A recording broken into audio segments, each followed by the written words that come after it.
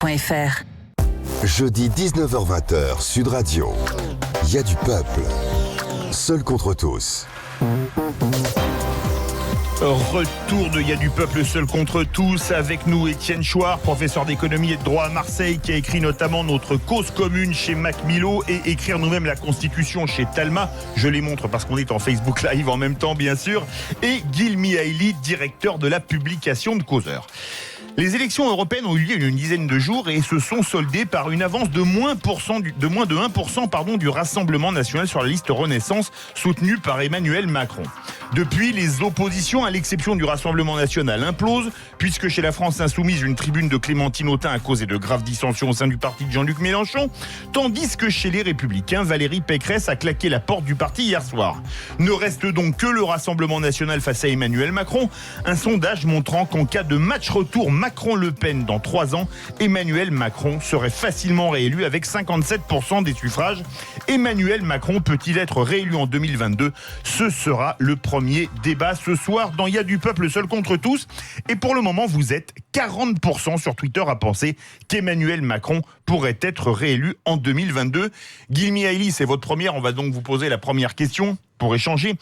Tout d'abord, est-ce que le score de la liste Renaissance vous a surpris ? Oui. Je pensais que l'écart allait être plus important en faveur de Rassemblement National. Il est de 0,9%, je le redis pour les auditeurs. Moi je pensais que ça allait être, l'écart allait être beaucoup plus important. Il faut dire que même si Macron n'est pas arrivé à ce qu'il souhaitait, c'est-à-dire arriver le premier, il a sauvé une campagne qui était autrement désastreuse et qui est d'ailleurs de sa faute, et on pourra en parler tout à l'heure, parce que je pense que Emmanuel Macron a beaucoup de talent, quoi qu'on pense de sa politique, mais il a une énorme faiblesse. Il s'entoure des nains. Et que ce soit le gouvernement ou que ce soit son parti, après 12 ans, pas une tête qui se dépasse. Il n'aime pas s'entourer des gens qui risquent plus tard d'être des candidats au régicide. Il ne risque pas de s'entourer des gens qui risquent de lui faire ce qu'il a fait à Hollande. Et dans le long terme, c'est très compliqué de gérer un État quand on n'arrive pas à vivre avec des gens qui sont égaux ou qui risquent de vous faire de l'ombre. Qu'est-ce que vous en pensez ? Ce score, Étienne Chouard, ce score de La République En Marche, de la liste Renaissance, moins de 1% d'écart par rapport au Rassemblement National qui a fini en tête. Même Gil Mihaili a dit « Je ne pensais pas que cette liste serait aussi haute ». Et je trouve que cette façon de présenter les résultats par des pourcentages est trompeuse, parce que ça ne permet pas de voir que chacun de ces deux candidats a beaucoup moins de voix qu'au présidentiel. Macron a quelque chose comme 3,5 millions de voix de moins qu'au premier tour de la présidentielle, où il en avait déjà pas beaucoup. Et Marine Le Pen a quelque chose comme 2,5 millions de voix de moins. Donc, pourquoi est-ce qu'ils ont des pourcentages aussi forts ? C'est parce qu'il y a une abstention massive et une dissémination sur plein de petites listes. Ils étaient, je sais plus, 34. Plus de 30. Mais si vous voulez, le pourcentage, il est trompeur, parce que il me semble que l'escroquerie parlementaire, c'est-à-dire la tromperie qui consiste à présenter l'élection de maîtres parmi des candidats qu'on n'a pas choisis et contre lesquels on ne pourra rien s'ils trahissent leurs promesses. Ce système-là qui, en fait, dépossède les populations, pas seulement en France, partout sur Terre, ce système parlementaire qui dépossède les populations de tout pouvoir de décider, et qui ne nous permet pas de résister. Ce système qui ne nous donne aucun moyen de protester, de tempêter, de nous débarrasser de nos représentants quand on estime qu'ils font pas le boulot. Ce système-là, en fait, on peut s'en défendre qu'en le fuyant, c'est-à-dire en n'y participant pas. Et comme il n'y a pas de quorum, puisque ce sont eux qui ont écrit les règles, ils se sont bien gardés de mettre un quorum, c'est-à-dire un taux de participation minimum qui servirait à valider les élections. Il n'y a pas de quorum. S'il y avait deux personnes qui votaient, ça suffirait pour valider l'élection. Donc, vous pensez bien que s'il y en a la moitié, ça suffit largement. Comme il n'y a pas de quorum, l'abstention compte pour rien. Mais tout ça est complètement en dépit de l'intérêt général. Et ce qui est en train de monter à travers les Gilets jaunes, mais qui montait déjà avant, mais qui se renforce avec le mouvement des Gilets jaunes, c'est une contestation de la représentation écrite par les représentants. Nous avons besoin de représentation, nous avons besoin d'être représentés, mais il faudrait que nous écrivions, il faudrait que ce soit les représentés qui écrivent les règles. Donc quand vous posez la question, est-ce que Macron peut être réélu en 2022 ? Est-ce que les résultats aux européennes sont surprenants ? Oui, il peut être élu avec la même escroquerie que la dernière fois. Est-ce que c'est surprenant ? Oui et non. De toute façon, il n'y a pas d'enjeu puisque le Parlement européen n'a pas de pouvoir. Donc, de toute façon, que vous votiez à gauche, à droite, de toute façon, ça ne changera rien puisque le Parlement européen ne peut rien décider. C'est un jeu de dupes dans lequel je trouve que les citoyens sont maltraités. C'est-à-dire qu'en fait, on ne tient pas compte de leur expression. Quand ils ne s'expriment pas, ça dit quelque chose qui n'est pas interprété, il me semble. Guilmi Ali, justement, dites, hein. Qu'est-ce que vous pensez du taux d'abstention qui a été moins fort que prévu ? Il y a eu à peine plus de 50% de participation. Mais c'est énorme, hein, 50% d'abstention. Enfin, je sais pas si... Pas aux européennes, c'était pire les fois d'avant. Non, mais je sais bien que c'est pire, mais c'est quand même énorme. Enfin, c'est sûr que c'est élevé, oui. Parce que justement, je pense que les gens comprennent que les enjeux sont relativement faibles. Oui.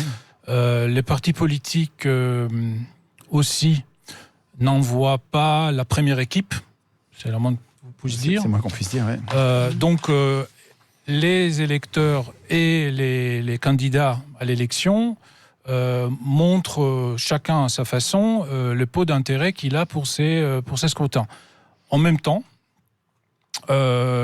les enjeux de ces dernières échéances étaient un petit peu différents parce que Emmanuel Macron a choisi pour sauver la campagne de transformer les élections européennes en vote pour ou contre Macron. Donc c'est devenu un petit peu un enjeu national. C'est peut-être cela qui explique que l'abstention était moins forte cette fois-ci. Marine Le Pen a accepté le défi. Et donc la dernière ligne droite était un sort de duel sur des enjeux nationaux et l'occasion pour les Français d'envoyer un message au pouvoir. Et avec ces genres de lecture, on sait qu'il a reçu une carte jaune très pâle, ce qu'on peut dire. Un carton jaune très pâle. Voilà, c'est original. Comment vous interprétez le fait qu'il soit passé, je crois que c'était 8,5 au premier tour, 8,5 millions d'électeurs au premier tour de la présidentielle, et qu'il soit passé à peine 5 millions. Comment vous l'interprétez, ça ? C'est bien quand même globalement une régression, quand même, non ? Avec tout l'effort qu'il a fait, le grand débat où il a eu des dizaines et des dizaines et des dizaines d'heures de monologues à la télé, il a pu faire une campagne énorme, en fait. Et pourtant, il perd... plus de 3 millions et demi de voix. Comment vous l'interprétez, ça ? Je pense que tout le monde c'est pas un succès, non ? J'ai jamais dit que c'est un succès. J'ai dit juste que les dégâts auraient pu être pires. Le choix, comme j'essayais de dire tout à l'heure, il a un véritable problème. Il s'entoure des gens qui sont médiocres. C'est un véritable problème qu'il a.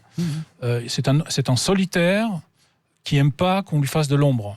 Et donc, il a nommé Madame Loiseau. Il s'est rendu compte à un moment donné que ça ne marche pas et il a sauvé la campagne in extremis en transformant les élections européennes en sorte de sondage aux enjeux nationaux autour de lui et de sa politique. Et dans ces sens-là, il peut très bien voir dans ces résultats quelque chose qui n'est pas un échec. Pour ne pas l'appeler en victoire, c'est certainement pas en échec par rapport, parce qu'on juge toujours, et c'était aussi, on voyait aussi quels étaient les résultats de Marine Le Pen, etc. Les résultats étaient vécus par tout le monde par rapport aux attentes. La Renaissance et Macron attendaient en décolleté, c'était pas le cas. Marine Le Pen espérait beaucoup plus, elle l'a pas eu. Donc, d'un côté, il n'y avait pas un sentiment de victoire extraordinaire, de l'autre côté, il ne se sentait pas abattu. Étienne Chouard, justement, quand on voit l'état des oppositions qui implosent, alors on a vu hier Valérie Pécresse qui a claqué la porte des Républicains, on va dire que c'est pas l'entente cordiale à la France insoumise, notamment envers Clémentine Autain. Est-ce que pour lui, c'est pas une chance exceptionnelle d'avoir fait imploser toutes les oppositions ? De droite, de gauche, de tout ce que vous voulez. Je vais revenir à ce que je disais tout à l'heure. Dans ce système parlementaire, avec un scrutin uninominal, majoritaire à 2 tours, les oppositions sont des oppositions contrôlées. Ce sont des oppositions dont le pouvoir n'a rien à craindre. Elles seront jamais élues. Vous regardez la courbe des passages à la télé et la courbe des résultats aux élections, elles sont pas proches, elles se superposent. À part les partis dans lesquels il y a beaucoup de militants, ils arrivent à avoir des résultats un peu supérieurs à ce qu'ils obtiennent en passage à la télé. Ce qui est déterminant, c'est le passage à la télé. Dans la campagne ou en général? En général, à chaque fois. Et parce que dans la campagne, c'est contrôlé justement selon les rapports de force. Oui, mais vous savez bien, c'est peu de choses. C'est les quelques jours qui précèdent, les quelques semaines qui précèdent. Et en fait, ça rend décisif le fait de savoir qui contrôle les médias. Quand tous les médias sont achetés par 9 milliardaires. Alors Elisabeth tempête quand je dis ça, parce qu'elle dit, moi je me sens libre, je vois pas du tout ce que vous voulez dire, les journalistes sont libres. Mais moi, j'aimerais bien avoir votre point de vue, puis je pose la question à tous ceux avec qui je parle. Je suis sûr que vous ne trouvez pas normal que 9 milliardaires aient pris le contrôle de tous les journaux du pays.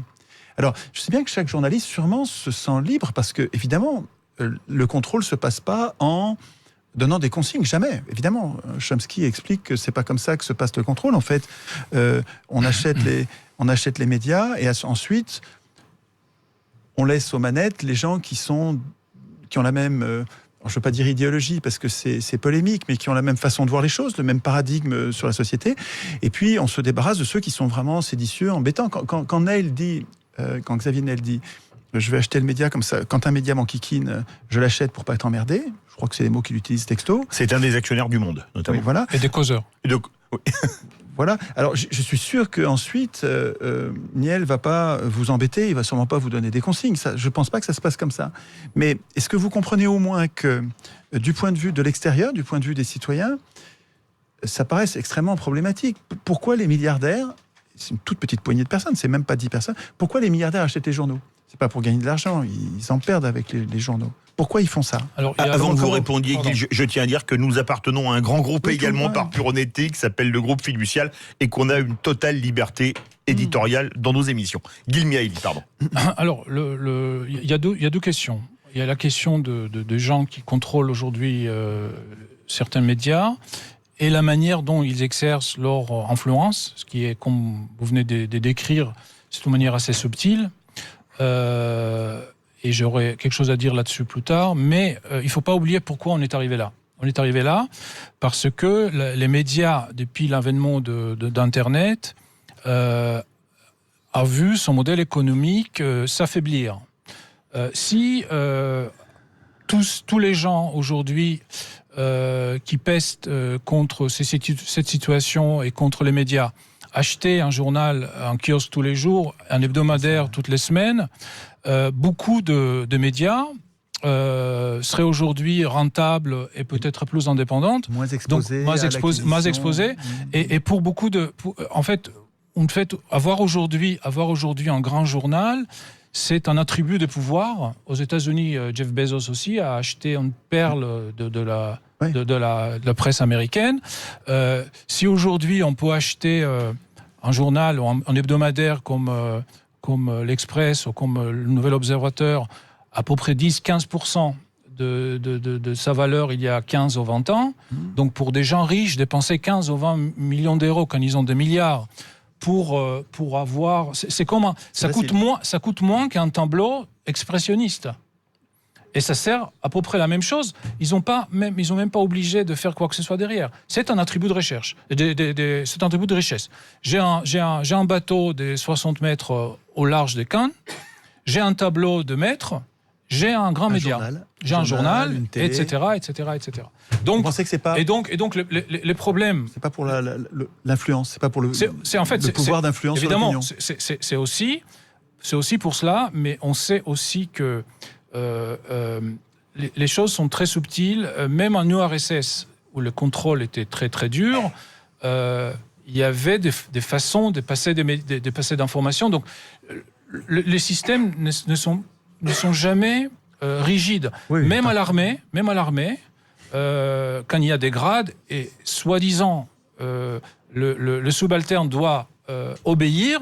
Tous ceux qui ont passé ne serait-ce qu'une semaine à l'armée savent que c'est beaucoup plus subtil que ça, que les pouvoirs ne correspondent pas toujours à la pyramide, au graphisme qu'on fait de qui donne les ordres, qui les reçoivent. C'est toujours très compliqué dans des institutions humaines.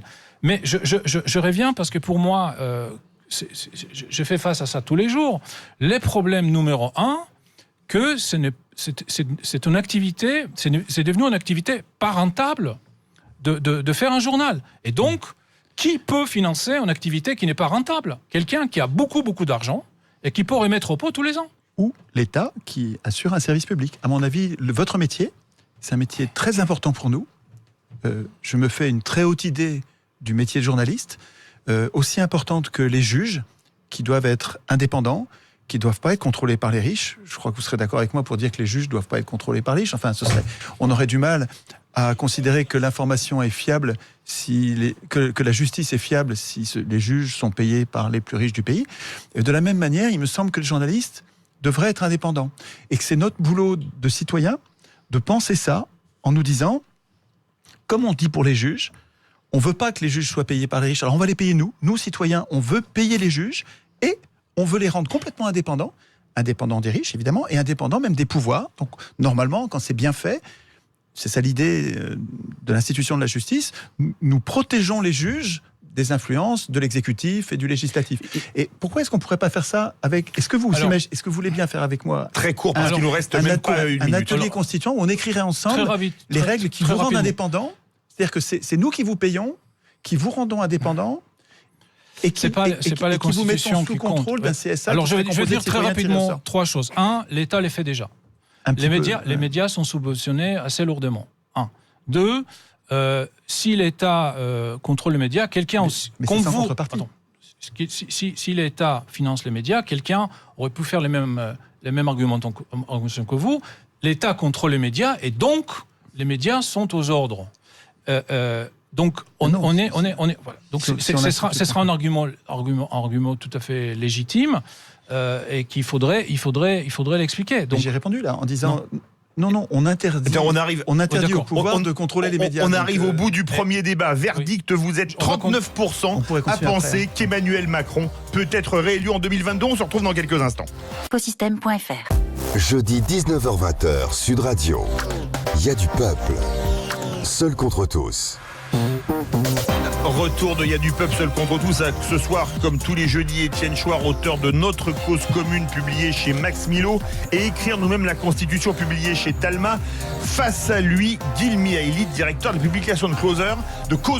J'ai fait une lapsus pas du tout révélateur, ça n'a strictement rien à voir. Un très très bon magazine Causeur, et que vous trouvez également certains articles sur Internet. Vous vouliez ajouter quelque chose? On va continuer un tout petit peu sur le premier débat, Gil Mihaili, et ensuite Étienne Chouard va répondre. Concernant l'autonomie des instances qui sont dépendantes de l'État, je ne suis pas sûr que l'expérience de la justice est plutôt probante, parce que le fait qu'on a aujourd'hui une sorte de république indépendante des juges, c'est que les gens entrent dans l'école de magistrature et vers 22, 23, 24 ans, ils coupent les amarres et qu'il y a des logiques internes et des logiques d'autonomie. Je ne suis pas sûr que ça a donné de très bons résultats. Donc, si on remplace les riches par l'État, on se retrouve de nouveau avec les mêmes genres de questions. Est-ce que celui qui donne l'argent a aussi droit à son opinion, au moins à une influence qui est néfaste? Je pense que la véritable question, la véritable réponse, c'est une forme de pluralisme. Qu'il y ait des intérêts privés, qu'il y ait des gens riches, qu'il y ait des journaux indépendants qui arrivent à gagner leur vie, que l'État subventionne certains, que l'État soit le propriétaire d'autres. Et c'est comme ça que les lecteurs pourront à la fois avoir confiance dans l'ensemble, sinon dans chacun, et se faire une idée. Étienne Chouard. Très rapidement, est-ce que ça pourrait pas être ni l'État, ni les riches qui subventionnent et contrôlent les journalistes, mais les citoyens? Par exemple, des assemblées de citoyens tirés au sort qui contrôleraient. Le CSA serait composé de citoyens tirés au sort, formés pour ça, mais avec une rotation des charges, ce ne seraient pas toujours les mêmes. Ils ne seraient pas des gens du métier, ce seraient des citoyens qui observeraient le fonctionnement des médias pour voir si ça correspond à l'intérêt général. Ça, c'est pour le contrôle. Et pour le financement, C'est Olivier Berruyer qui défend cette idée que les citoyens devraient pouvoir, sur leur feuille d'impôt, décider de la somme qui est attribuée aux médias. Ils décident de donner ces sommes à tel et tel média. C'est-à-dire que l'État servirait simplement de collecteur d'impôts ou de redistributeur. Ce serait comme une taxe, donc un impôt dirigé vers une direction. Et les citoyens pourraient décider via l'État de payer tel ou tel. Ça pourrait être une solution qui serait ni l'État, ni les riches, pour financer les journalistes de façon indépendante. Vous avez raison sur la justice, elle est mal instituée. C'est-à-dire que le contrôle de l'État, les juges sont mal rendus indépendants des gouvernements, mais si nous l'instituions si nous instituions nous-mêmes la justice, vous et moi, si on écrivait des articles, on créerait des barrières entre l'exécutif plus sérieuse, entre l'exécutif et les juges, non ? Si c'est nous qui écrivions les règles. Parce que... Je pense qu'il n'y a pas une solution parfaite. On navigue entre des solutions plus ou moins mauvaises. Concernant la question de canaliser les impôts, oui.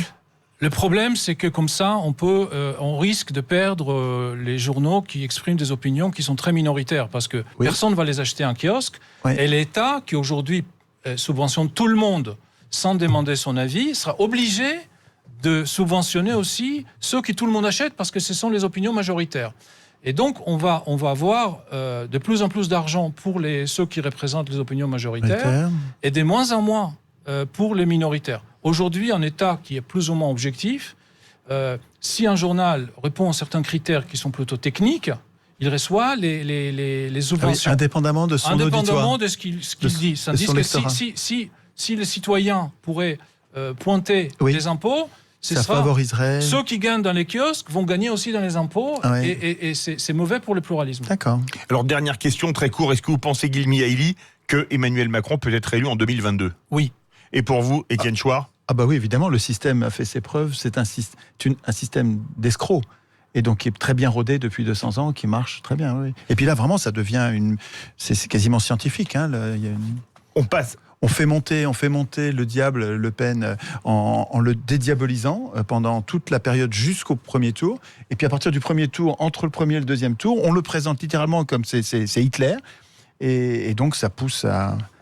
Ça permet de gagner l'élection à tous les coups. Non, c'est vraiment un système trompeur de A à Z. Donc ça va marcher, oui, bien sûr. On va passer au second débat. On va parler écologie, alors que, nonobstant le bon score des Verts aux européennes, leur liste, puisqu'il y en avait 2, faut-il le rappeler, avait passé les 15% des suffrages. Les mauvaises nouvelles s'amoncellent sur le front de l'écologie, justement.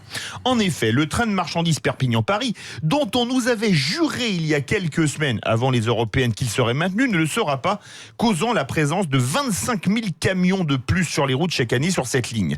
Que, selon 60 millions de consommateurs, le bio ne serait pas meilleur pour la santé, et que, selon l'ONG Génération Future, les 3/4 des fruits non bio seraient contaminés par les pesticides, et ce, alors que les accords de libre-échange se multiplient.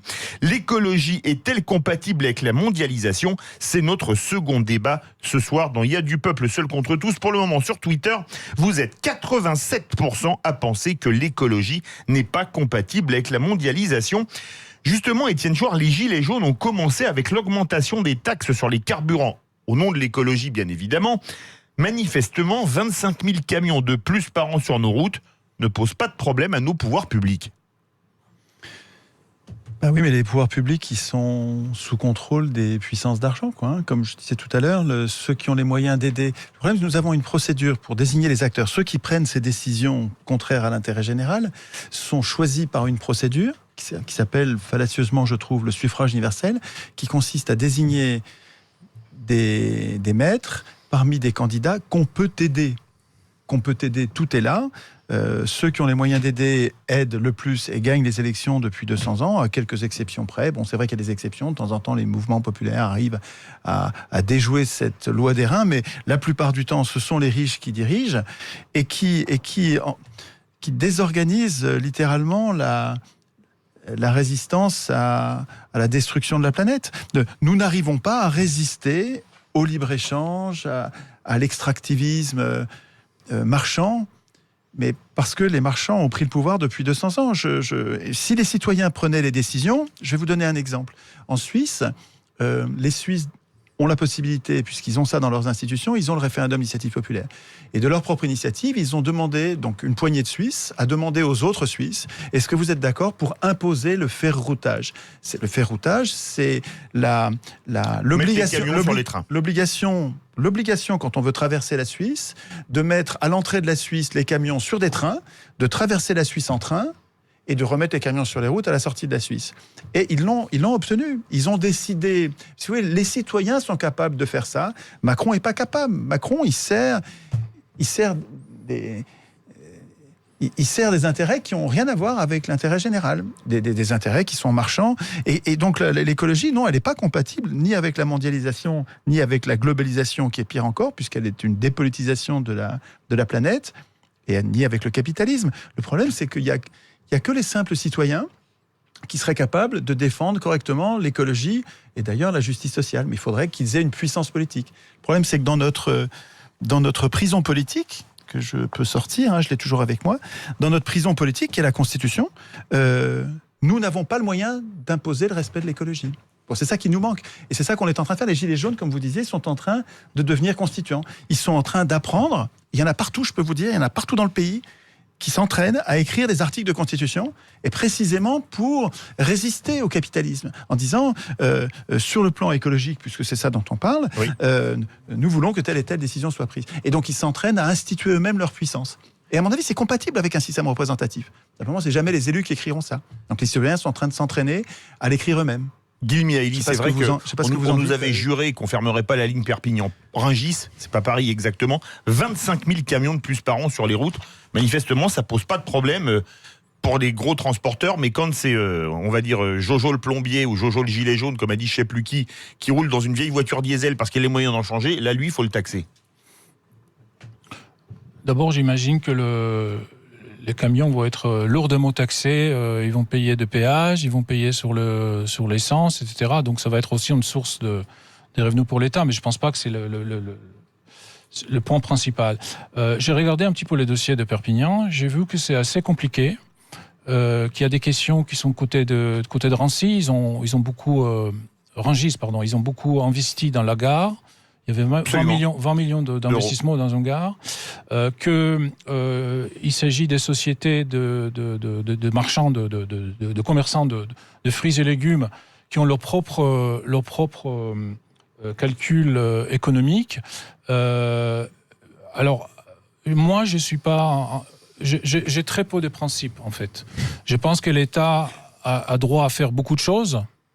L'État peut décider même un jour de produire des chaussures. Si l'intérêt général, il n'y a pas une loi de capitalisme que l'État n'a pas vocation à fabriquer des chaussures. C'est pas normal si dans la durée l'État contrôle les marchés de chaussures, mais de temps en temps l'État peut le faire. Donc l'État peut subventionner des choses, l'État peut faire... et derrière l'État, ce sont nous, les citoyens, qui doivent... aujourd'hui, par le vote et par le système de représentatif, on exprime un souhait qui après est introduit en politique. Donc ça, c'est pour la question de Perpignan. Plus généralement, de quoi parle-t-on ? Je pense qu'on sera d'accord que jamais dans l'histoire de l'humanité, il y avait une époque où il n'y avait pas de mondialisation. Aujourd'hui, on trouve dans des fouilles, même pour l'époque préhistorique, des objets qui étaient produits, des métaux, des objets, des choses qui étaient produites au Moyen-Orient, on les trouve en Angleterre, etc., etc. Donc, il y avait toujours des liens qui allaient très très loin. La question est comment on gère. C'est pour cela qu'on a inventé la politique. C'est surtout ça la question. On a le droit de faire payer des marchandises à l'entrée de nos frontières. On a le droit de ne pas le faire si on décide que globalement, c'est plus utile pour nous. Je vous rappelle aussi que pour l'écologie, il n'y avait pas un âge d'or avant l'ère industrielle, parce que on sait que ce soit je pense que c'est en Vietnam ou en Cambodge, et en Amérique du Sud, il y avait des civilisations qui n'étaient ni démocratiques ni capitalistiques, et qui ont surexploité leur environnement jusqu'à l'extension. Pour le moment, pour l'île des Pâques aussi, on pense aussi que les premiers êtres humains à coloniser le continent australien ont éliminé les mégafaunes parce que c'était facile et que ça a bouleversé l'écologie de l'Australie. Et peut-être si l'Australie est aujourd'hui ce qu'elle est, c'est parce que un groupe d'êtres humains, sans considération écologique, le fait qu'ils étaient très arriérés du point de vue technologique, ça ne veut pas dire qu'ils vivaient en harmonie avec la nature, qu'il était gentil, etc., etc., etc. Donc, on a aussi des exemples d'autres ères, d'autres systèmes, d'autres manières de voir le monde, qui ne sont pas toujours des exemples très, très, très, très encourageants. Donc, je pense qu'on a aujourd'hui les outils, qui ne sont pas perfectionnés. On a un système globalement capitalistique très souple, où on peut varier entre presque libre-échange total et contrôle, comme dans les sociétés scandinaves des années 60-70, où il y avait un marché, mais il y avait aussi un État qui taxait à 70% ou 80%, avec beaucoup de nationalités. Donc on a les systèmes globalement capitalistiques permet une énorme marge de manœuvre. Et il faut s'adapter à l'époque. Il y a des époques où il faut lâcher, il faut ouvrir, il y a des époques où il faut faire le contraire. Et c'est tous les débats politiques et de décider où mettre les jauges, où est-ce qu'il faut mettre. Et je pense qu'on a aujourd'hui tout ce qu'il faut pour faire face à ces crises qui nous attendent sans que on casse la société, qu'on jette les gens dans la rue, qu'on crée des tensions qui vont amener à des guerres civiles. Il faut sauver la planète, mais ce sera bien s'il y aura des humains pour vivre dans cette planète sauvée. Et Gilles, qu'est-ce que vous pensez de l'idée ? Bien dans le micro. Qu'est-ce que vous pensez de l'idée de modifier nos institutions en donnant aux citoyens le référendum d'initiative populaire qui leur permettrait de décider des sujets importants, de choisir les sujets qu'ils considèrent comme importants et de décider eux-mêmes. Est-ce qu'à votre avis, nous n'aurions pas, avec cet outil, avec cette nouvelle institution, est-ce que nous n'aurions pas le moyen, nous-mêmes, nous les citoyens, les simples citoyens, d'empêcher des désastres écologiques ? Non, je pense que c'est même le contraire. Pourquoi ? Je pense que la démocratie directe... c'est pas démocratie directe. Non. Il y a deux pôles, en fait. Bon, le pôle démocratie directe, c'est un leurre. Et je pense qu'il faut améliorer les systèmes représentatifs, mais je pense que les citoyens ont suffisamment d'occasions de se prononcer. Je pense que ce ne sera pas une mauvaise idée d'introduire... La dernière fois qu'on a eu le droit ? Oui, non.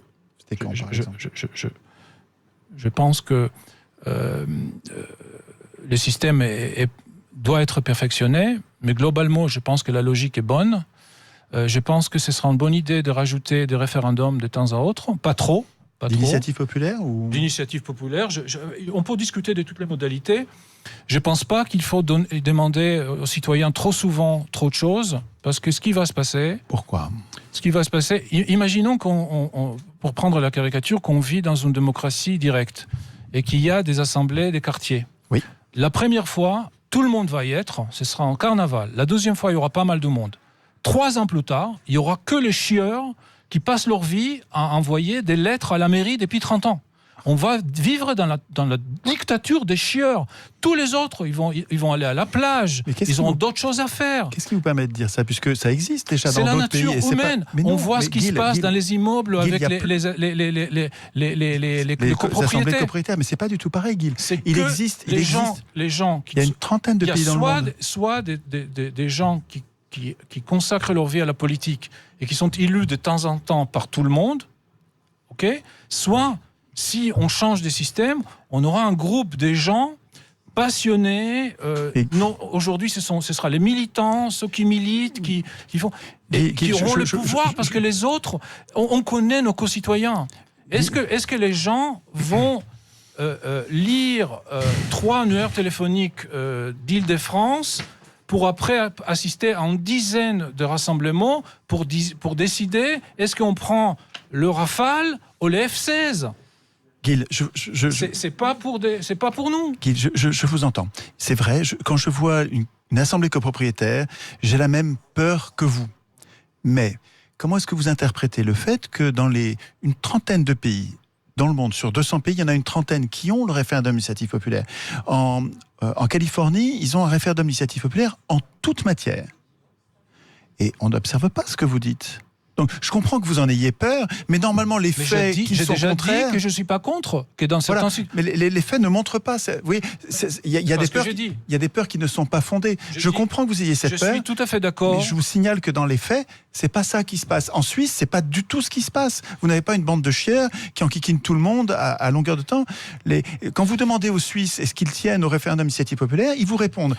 En partie, vous avez raison. Ils vous disent au moins une porte ouverte. J'ai dit tout à l'heure que je ne suis pas contre, qu'il faut discuter de modalités, mais je pense que dans ce que vous exprimez, il y a une idée que les systèmes actuels est pourri, corrompu, escroquerie, etc. Et que si juste les citoyens prennent les choses à main, on vivra dans un paradis terrestre. Non, pas un paradis, là c'est vous qui exagérez. Je pense qu'on va remplacer un système problématique par de l'enfer sur Terre. Mais pourquoi l'enfer? Vous exagérez. Parce que je pense qu'il faut donner un petit peu plus d'espace pour une expression populaire entre deux échéances, mais pas trop. Mais Gilles, parce que les gens ne veulent pas de ça vraiment. Je vais vous poser la question autrement, Gilles. Qui est, d'après vous, est légitime pour décider ça? Qui est pour décider comment les représentés vont être représentés? Comment ils vont être? Quel est le pouvoir qui est laissé aux représentés? Qui est légitime pour faire ça? Est-ce que c'est les représentants qui doivent écrire les règles de la représentation? Est-ce que vous trouvez que c'est légitime, ça, que ce soit les élus? Pourquoi ça ne peut pas être autrement? Mais comment vous n'imaginez pas que ce soit les représentés qui... En France, il y a à peu près 45... Dans le micro. En France, il y a à peu près 45 ou 50 millions de citoyens. Oui. Répartis en communes de 10 000 en moyenne. Oui. Donc chaque commune je pense que est légitime tous les gens qui nous écoutent et qui ont un peu d'expérience, quand on leur dit mardi matin à 9h, on fait une réunion pour préparer quelque chose, il y aura 70 personnes qui vont participer.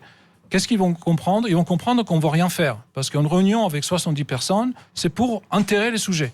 Si on veut avancer, on invite 4, 5, 6 personnes. Et on fait valider des choses. Alors, dans une démocratie libérale, c'est le régime sous lequel on vit, les élections, le rôle de l'élection, c'est pas de produire de bonnes décisions, parce que la majorité n'a pas raison forcément. C'est juste pour produire des décisions légitimes. C'est la seule chose qui compte, c'est la légitimité. Donc, l'ensemble des citoyens est la seule source de légitimité par une procédure d'élection avec... C'est vous qui décidez ça. Mais il y a une alternative. Ça pourrait être un tirage au sort plutôt que l'élection. Parce que l'élection corrompt. Si vous voulez, il y a un moyen terme, il y a une façon de tomber d'accord, peut-être. C'est de dire... Moi, en fait, s'il faut aller jusqu'au bout, je préfère des corrompus aux incompétents. Les corrompus sont toujours moins dangereux parce qu'ils souhaitent jouir de leur argent. Tandis qu'un incompétent qui pense qu'il sait tout et qu'il s'enivre de son pouvoir pour amener à la catastrophe. Oui, mais on pourrait heureusement, c'est rarement les choix qui nous font face. On pourrait dire le contraire. On pourrait dire que quelqu'un qui est incompétent sait qu'il est incompétent et précisément va consulter les experts parce qu'il sait qu'il ne sait pas. On pourrait imaginer tout à fait un scénario qui soit moins catastrophique. Un incompétent qui sait qu'il n'est pas compétent, c'est un homme très, très intelligent. La plupart des incompétents qui font des dégâts, c'est des incompétents qui pensent qu'ils savent tout. C'est ça le problème. Vous faites une idée très dégradée, c'est peut-être vous qui avez raison, mais vous faites une idée très dégradée de vos congénères humains. Pas du tout. Ils sont incapables de décider, ils sont incapables d'opiner, ils sont incapables de juger plus loin que le bout de leur nez. Bien sûr, mais c'est ce qu'ils sont déjà appelés à faire assez souvent. Non, jamais nous sommes appelés à décider. On est toujours appelés à élire, c'est-à-dire à renoncer à décider. Non, mais c'est pas décider, ça. Mais on ne peut pas gérer un État avec 45 millions de personnes qui ont un avis sur tout. Donc on canalise les choses. Je suis d'accord qu'il faut perfectionner les systèmes, mais je ne vois pas une démocratie, quelque chose qui est presque une démocratie directe avec 45 millions de personnes. Ça ne marche pas. Mais je suis d'accord avec vous. Non, mais je suis d'accord. C'est un malentendu. Gilles, c'est un malentendu. Je ne défends pas l'idée de la démocratie directe dans un pays de 60 millions de personnes. Ça, c'est pas possible. Je suis d'accord. Il va nous falloir des représentants. Je suis d'accord. Okay. Vous comprenez ça? Je dis simplement que les règles de la représentation ne devraient pas être écrites par les professionnels de la politique parce qu'ils ont un intérêt, ils sont en conflit d'intérêts, ils ont un intérêt personnel à écrire leur puissance de professionnels de la politique et l'impuissance populaire. Il me semble que si l'Assemblée, écoutez bien, si l'Assemblée constituante, mais vraiment votre avis m'intéresse, je me trompe peut-être, hein, mais écoutez l'idée, il me semble qu'une Assemblée constituante tiré au sort parmi de simples citoyens, serait composé de gens qui ne seraient pas en conflit d'intérêts, qui auraient un intérêt qui ressemble à l'intérêt général, et ces gens-là mettraient en place des contrôles, de meilleurs contrôles. Ce ne sera pas parfait, il y aura toujours des risques de corruption, de dysfonctionnement, mais il y aura de meilleurs contrôles des pouvoirs. Vous ne pensez pas que si l'Assemblée constituante était composée de simples citoyens qui prennent le temps de réfléchir, qui passent 6 mois ou 1 an à réfléchir à la question. Moi, je fais des ateliers constituants depuis 15 ans tout le temps. C'est mon quotidien. Et je vois des gens qui ne sont pas les écervelés comme vous en avez peur. Et je vois des gens qui sont de simples citoyens qui au début sont incompétents, vous avez raison, mais qui en travaillant deviennent compétents, comme les élus. Les élus ne sont pas compétents parce qu'ils sont élus. Les élus deviennent compétents en travaillant. Et bien les tirés au sort, c'est pareil, simplement comme ils ne sont pas en conflit d'intérêts. Vous voyez, ils n'ont pas un intérêt personnel à instituer leur puissance, ils ne l'institueraient pas. Ils institueraient des pouvoirs, parce que nous avons besoin de représentants, comme vous avez raison de dire ça, je crois. Nous avons besoin de pouvoirs, mais nous avons aussi besoin qu'ils soient bien contrôlés. Il me semble que seuls les simples citoyens peuvent être contrôlés. Qu'est-ce que vous pensez de cette idée de tirer au sort l'Assemblée constituante ? Il y a peut-être quelque chose qui vous dérange et que je ne perçois pas, mais dites-moi. Qu'est-ce qui vous semble... parce qu'on les formerait, ils prendraient le temps... Et les assemblées de citoyens tirés au sort, ça existe déjà, et ça ne donne pas du tout de mauvais résultats, ça donne d'excellents résultats, Guil, je vous promets. Regardez le travail de Testa, un scientifique qui organise ces conventions de citoyens. Il est admiratif des assemblées tirées au sort. Ça me semble, honnêtement, quand elles travaillent. Ça me semble un gadget. Ça me semble Pourquoi pas parce que... Gadget, ça veut dire qu'il sert à rien. Non, ça peut servir à quelque chose, mais globalement, ça ne va pas changer la donne fondamentalement. On va créer encore une chose... Et ça va durer quelques années. Au début, tout le monde va être enthousiasmé. Après, on va découvrir que c'est pas... Il faut les former. Alors, qui décide comment on les forme ? Et si on les forme, est-ce qu'on les manipule ? Tout ça, ça se règle, tout ça, ça réfléchit. Vous avez raison, c'est les problèmes auxquels il faut réfléchir. Mais si tout se règle, commençons par améliorer les systèmes actuels qui a été évolué pendant des centaines d'années, avec beaucoup d'expérience dans beaucoup de pays, et c'est tout. C'est exactement ça dont je vous parle. Simplement, il me semble que les élus ne sont pas capables de le faire parce qu'ils ont institué un système dans lequel ils sont tous puissants. Mais demain, l'élu peut être vous. Mais non, c'est pas quoi du tout. l'élu ? C'est pas une race ? Mais non. C'est pas une race ? Mais pas du tout. Je n'ai aucune chance d'être élu, Guil. Aucune chance d'être élu. On arrive au bout du débat. Je vais présenter la suite. Alors, verdict, l'écologie est-elle compatible avec la mondialisation ? Vous êtes seulement 12% d'accord avec ça. Dans quelques instants, sur Sud Radio, notre ami Yvan Cujous reçoit Renan Luce dans le Loft. Et sur le Facebook Live, Didier Maisto sera avec Étienne Chouard. C'est fini.